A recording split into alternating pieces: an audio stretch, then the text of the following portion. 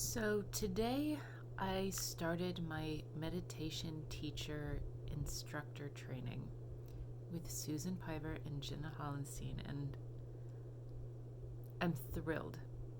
If you've been following me at all, you know that I have been looking forward to this for quite some time, that I have created multiple avenues to make this possible. 15 minutes before our first Zoom call started for this training, our governor here in Indiana shared that Indiana public schools, K through 12, will officially be closed for the remainder of the year.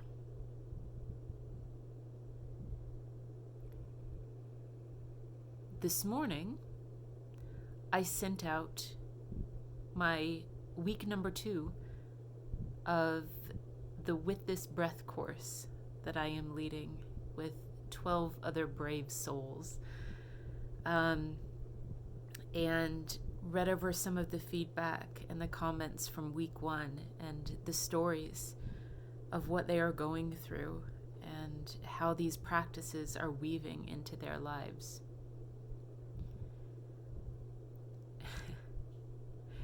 It's been a surreal day, to say the least. And I know it's that way for all of us. Right now, I am sitting in my room. It's a beautiful day outside here in Indiana. I'm healthy, the kids are healthy, my husband's at work. And I feel like I am in this bubble that's going to pop soon. It does it repeatedly throughout each day now. There is only so much that the human mind and the human heart can process. And whether it's exceptionally good news or exceptionally horrific news, it still affects the energies throughout our body. It affects our thoughts and cells. In the past, not even 24 hours, in the past 12 hours, I have given my all through my course. I have shared those energies and loved doing so. I have set to be present to accept some energies that are going to be coming in, some lessons and learnings and excitement over the meditation teacher instructor training. And all of it has been scribbled upon like a kid taking a crayon to a newly painted wall, with reminders of the state of the world right now. I knew the kids weren't going back to school. It is certainly for the best. And it does not seem real right now. I'm in my bubble, and I'm not processing it yet. It's day to day, as it is for almost all of us. And that's how we have to take this unknowing, this uncertainty, is just day to day. The reason that I pressed record right now was not just to share these things that are going on in my life. I'll journal about those and have that written record later. The reason I came is to remind you and to remind myself. Because, let's be honest, everything that we teach ourselves as well. It's that each and every day, each and every hour, each and every minute, each and every second, we are creating life. We are creating reality. What used to be no longer is, and that's always been the case. It's just way more apparent right now. I don't like thinking about what used to be right now, because honestly, it sends me spiraling in this mental mess. It's horrible. And what happens when I start thinking about that? Or when I'm told the reality that the kids' school is going to be canceled, that they are not going back to school until at least next August. When I start thinking about the numbers that continue to rise around me and the possibilities and the fears and the anxiety and everything that that brings,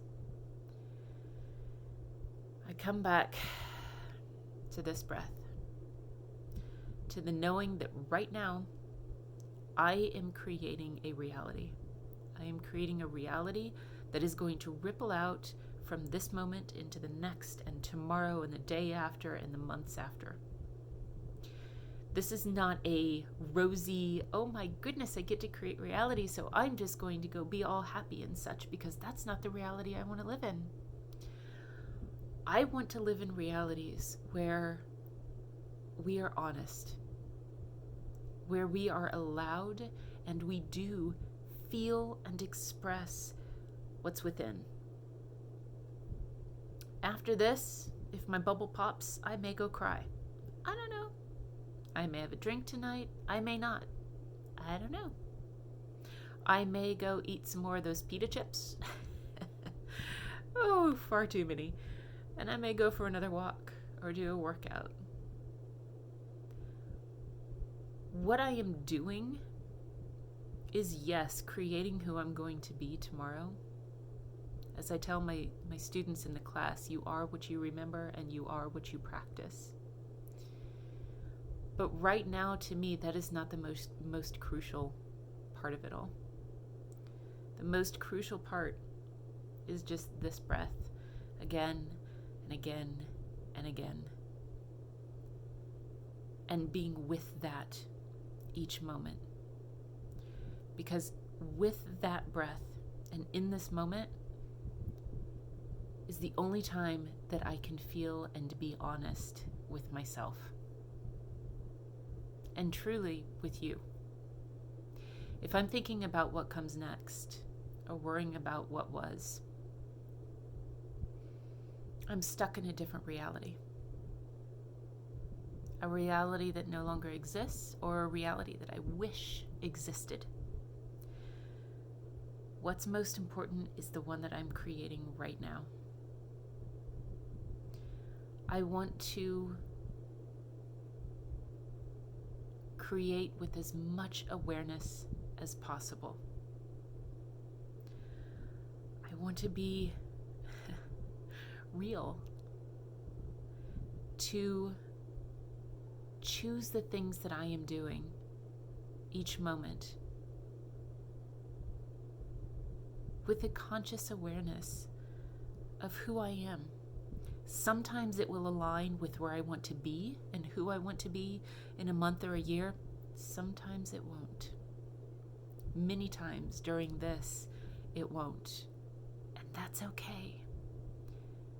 And the same goes for you.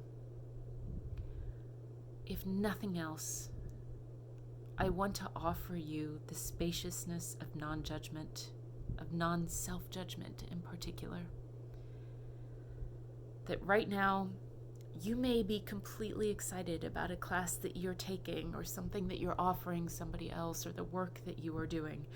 You may be excited about some space that you now have in your life that, if, for example, work is gone, you may be completely stressed about having kids at home or what might be or what was, or concerned over the health of loved ones or acquaintances or strangers across the world, and all of that is okay.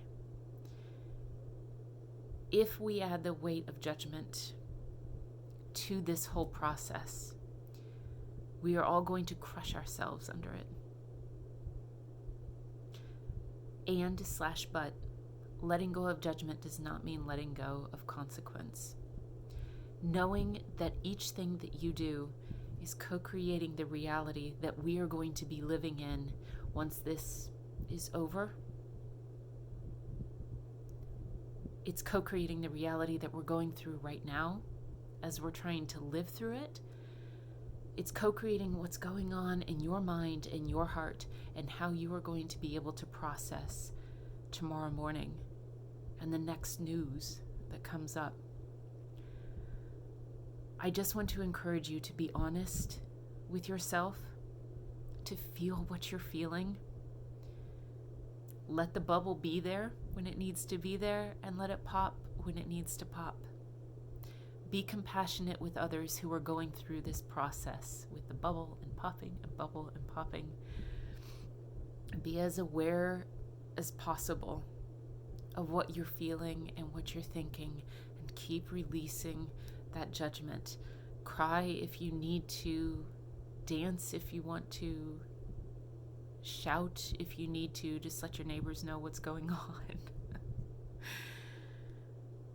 Be compassionate with yourself and be compassionate with others. That's the reality that I would love to create.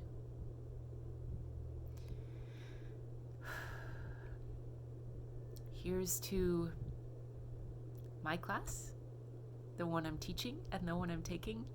Here's to my kids and their health and their sanity. Here's to mine, my husband's, and here's to yours. May you continue to be safe. May you be healthy. May you feel cared for. And may you feel as much as possible at peace.